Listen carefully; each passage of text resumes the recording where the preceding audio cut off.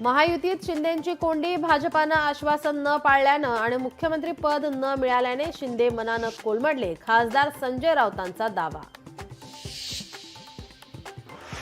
राजकारण म्हणजे गढूळ पाण्यात कपडे धुण्यासारखे, काही लोक ठरवून आरोप करतात. पंकजा मुंडेंनी राजकारणातील टीका टिप्पणीवर व्यक्त केली खंत. समरजित घाटगेंनी कागलमधील शासकीय जमिनी बळकावल्या, मंत्री हसन मुश्रीफ यांचा गंभीर आरोप. संबंधित जमिनी ताबडतोब परत न केल्यास जनआंदोलनाचा इशारा. मुंबई पालिकेचा अर्थसंकल्प 4 फेब्रुवारीला सादर होणार, मुंबईकरांवर नवीन कर लागण्याची शक्यता. नितीन देसाई यांच्या एंडीज आर्ट वर्ल्डला उच्च न्यायालयाचा दिलासा, कंपनी विरुद्धचा प्राप्तिकर विभागाचा आदेश रद्द.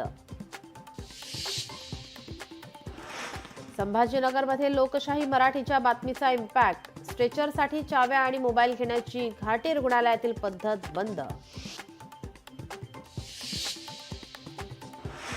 छत्तीसगडमध्ये सुरक्षा दलांशी झालेल्या चकमकीत 8 नक्षलवादी ठार, मोठ्या प्रमाणात शस्त्रास्त्रे आणि दारुगोळा जप्त. कराड तालुक्यात जीबीएसचे 4 रुग्ण आढळले, नागरिकांमध्ये भीतीचं वातावरण. एकावर कृष्णा रुग्णालयात यशस्वी उपचार, तर 3घांवर उपचार सुरू.